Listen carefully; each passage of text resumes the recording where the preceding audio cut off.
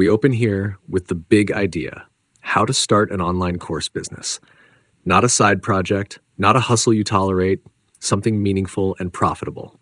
As the quote on the slide reminds us, the future usually doesn't arrive pre-packaged. It gets shaped by people who decide to act. Online courses sit right at that intersection. Knowledge you already have, packaged in a way that compounds over time. What's important to notice right away is the framing. This isn't about chasing trends or quick wins. It's about transformation, yours and your students. And that mindset matters more than any tool we'll talk about later. Now, as we move into the overview, this slide shows the arc of the journey. Niche, validation, content, platforms, marketing, launching, scaling. Simple on paper, messy in real life. That's normal. Think of this less as a checklist and more as a loop you'll revisit. Almost everyone I've seen succeed here, coaches, designers, developers, even academics, cycled through these steps more than once. Each pass got sharper. Before we go any deeper, here's a quick note. If you want something concrete to follow along with, worksheets, prompts, and a clean summary, you can download the PDF linked below. And if this kind of strategic thinking helps you, subscribe so you don't miss the deeper layers we unpack in future sessions. Now look at the opportunity slide. Online courses work because learning itself has changed. Careers no longer move in straight lines. People reskill constantly, and most don't want another 4-year commitment. They want focused, practical guidance now. That's the leverage here. One well-structured idea can help thousands of people without repeating yourself. This is why a single course done right can outperform years of one-on-one work. Then we arrive at the first real lesson, choosing a focused niche. This slide says it plainly. Depth beats breadth. It's tempting to teach everything you know, but that usually leads to vague promises and weak results. The courses that stand out solve one painful problem for one specific group. Think about it. Fitness is crowded. Strength training for women over 40 with desk jobs suddenly feels personal. That's blue ocean strategy in practice. Less noise, more relevance. Most creators resist this step because narrowing feels like losing options. In reality, it creates traction. When people feel seen, they listen. Next, validation before building.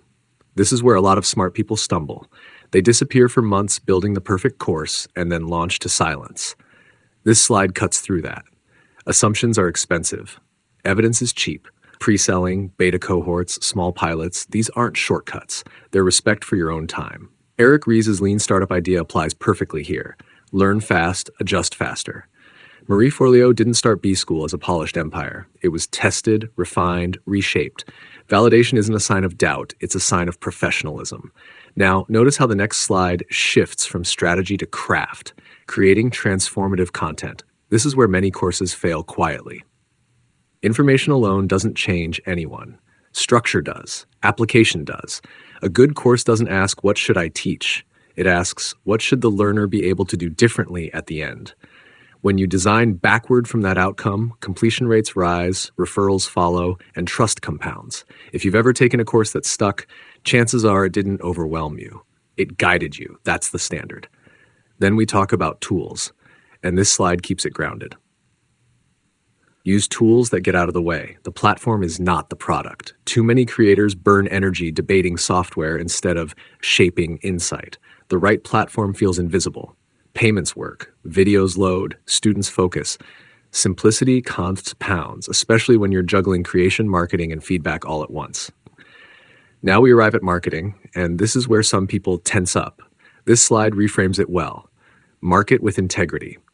Good marketing doesn't pressure. It clarifies. Seth Godin's idea shows up here. People don't buy courses, they buy change. Your job is to articulate that change clearly and honestly. Testimonials, stories, case examples. They're not hype if they're true. They're signals. At this point, pause for a second. Think about the niches you've seen online. Some feel loud, others feel calm but confident. Which ones do you trust more? That question brings us to launching. Launch, learn, improve. This slide matters because it lowers the emotional stakes. A first launch is not a verdict on your worth or intelligence. It's data. Every strong course today started as a rougher version yesterday. Iteration is how quality actually emerges. Chris Guillebeau's work shows this again and again. Small experiments, real feedback, steady refinement. Now we hit the actionable takeaway slide. This is where things stop being theoretical. Writing a one-sentence promise forces clarity. Interviewing real learners keeps you honest. Outlining results before lessons keeps you focused. None of these require permission or a big audience. They require attention and consistency. Before we move on, I'm curious, looking at these steps, which one feels most uncomfortable right now? Is it narrowing the niche, pre-selling, putting your idea out there imperfectly? Drop a comment below and share what you're wrestling with.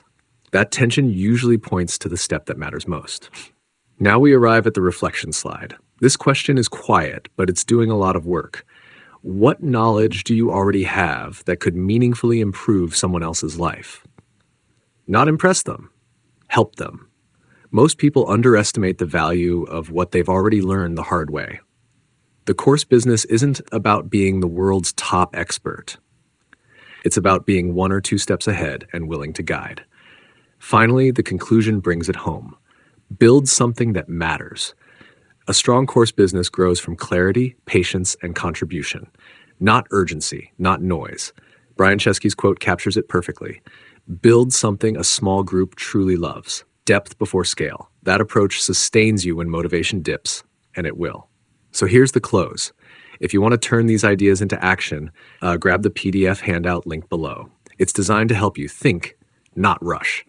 Subscribe for more sessions like this and turn on notifications so you don't miss the next layer, because this topic goes deeper than tools and tactics.